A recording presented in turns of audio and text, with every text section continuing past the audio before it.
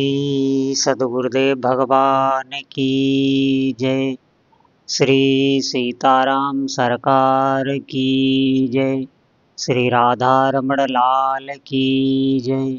श्री गौरी शंकर महादेव की जय। सभी दर्शकों और भक्तों को कोटि कोटि प्रणाम।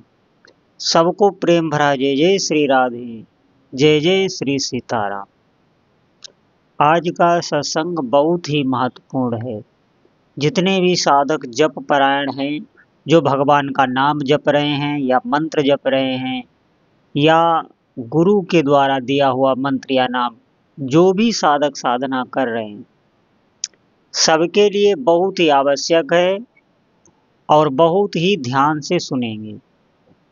देखिए, नाम जप में आपको प्रारंभ में श्रम करना होता है।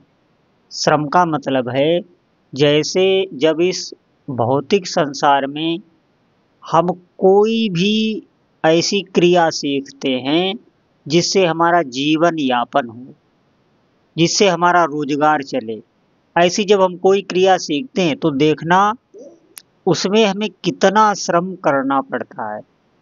आप देखें कितना कितना श्रम लोग कर रहे हैं।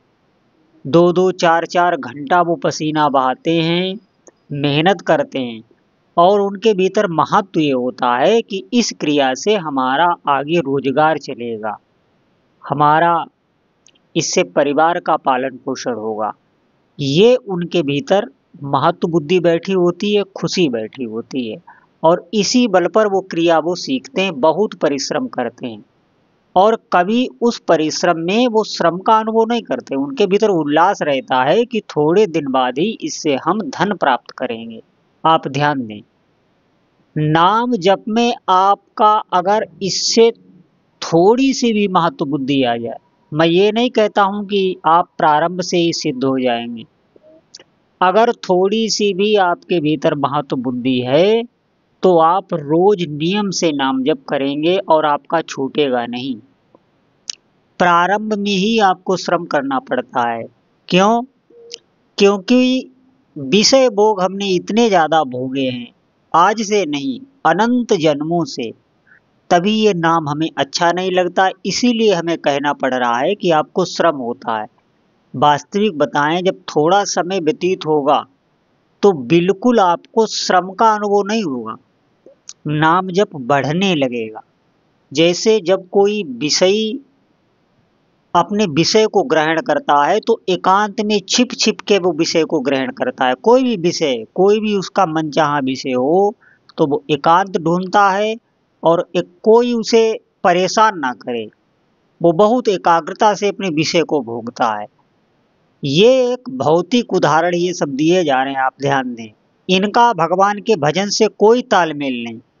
आप समझें, इससे कई गुना ज्यादा रुचि नाम जप में होती है। आप करके तो देखें, थोड़े समय बाद, थोड़े समय में कह रहा हूं, आपको श्रम होगा, आपको जबरदस्ती लगना है। जैसे ही आपका अभ्यास दृढ़ होने लगेगा तो सबसे पहले साधक की स्थिति आएगी कि उसका चित्त शांत होने लगेगा, रुकने लगेगा। आप एक जगह पर ठहरने लगेंगे, एकाग्र होने लगेंगे। ये मैं सच आपको बता रहा हूं। इतनी एकाग्रता आपकी बढ़ती जाएगी, बुद्धि इतनी सूक्ष्म होती चली जाएगी कि आप प्रगट में अगर कोई कार्य करेंगे तो उसमें बहुत ही सावधानी से और बहुत सफाई से वो कार्य करेंगे। जो कार्य अभी तक आप नहीं कर पाए, मैं कह रहा हूं, अगर भगवान नाम जापक है तो उस कार्य को वो कुछ ही क्षणों में और सबसे बहुत बेहतर करता है।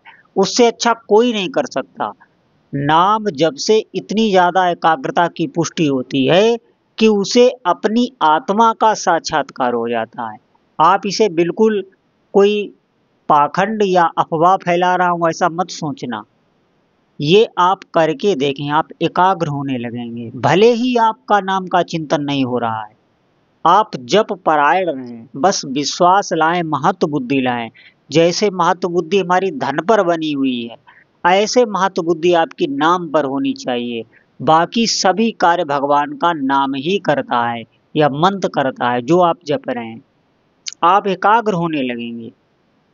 एकाग्रता जब आपको बढ़ेगी तब आपको दिव्य दिव्य अनुभव होंगे। एक भीतर जितना भी ये विचारों का प्रवाह अभी हमें क्लेशित करता है, जैसे किसी ने कुछ कह दिया हमसे, या हमने कुछ देख लिया, या ऐसा हमारा कुछ समय आ गया, ऐसा प्रतिकूल समय आ गया, या जो वस्तु व्यक्ति स्थान हमें बिल्कुल अरुचिकर लगता है, जहाँ हमें भय लगता है, ऐसी जब कोई स्थिति हमें प्राप्त होती है तो हमारे भीतर हलचल मच जाती है। आप देखें बहुत लोगों के चित्त में ऐसी बातें गड़ जाती हैं, किसी ने कुछ कह दिया तो वो सालों नहीं पूरे जीवन भर उस बात को याद करके जलते रहते हैं। आप मैं आपको सत्य बता रहा हूँ, आप नाम जप निष्ठा से कीजिए, ये सभी विकार बिल्कुल नष्ट हो जाते। भीतर से वो साधक इतना प्रसन्न रहता है, बाहर से बिल्कुल शांत रहता है, उसे कोई जान नहीं पता। नाम भगवान की ऐसी कृपा होती है, ऐसी बाहर से आपको कोई नहीं जान पाएगा कि आप किस मस्ती में रहते हैं, और आप उसको बता भी नहीं पाएंगे। एक सबसे बड़ा कारण ये भी है, ये मैं आपको भ्रम में नहीं डाल रहा हूँ, आप शब्दों से किसी को भी नहीं बता पाएंगे।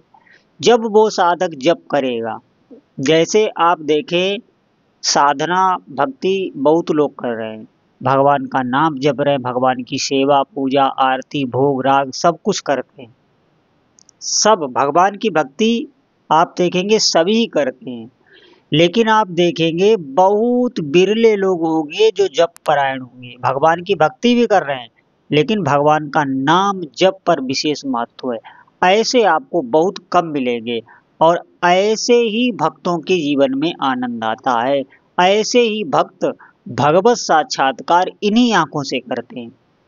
आप थोड़े दिन लगें, इसे बिल्कुल पाखंड या कपोल कल्पना ना समझ लें और नाम जप से आप विमुख हो जाएं। जैसे अभी आप नाम जप कर रहे हैं, कहीं से ऐसा कुछ सुन लें कि ये तो सब ऐसे पाखंड है, अफवाह है, और हमारा चित्त अशुद्ध हो जाए। इसीलिए नाम जप में संग दोष को प्रधान रखा गया है। हम ऐसा संग ना करें जहाँ से हमारी अश्रद्धा हो, भगवान में श्रद्धा हो जाए, भगवान के नाम में श्रद्धा हो जाए, भक्तों में श्रद्धा हो जाए, संतों में श्रद्धा हो जाए। और ऐसा दूषित खान पान, शराब मांस आदि, इनका बिल्कुल आप इनसे दूर रहिएगा। आप देखेंगे अगर आपके आचरण ठीक हैं, सही आचरण से आप चल लें,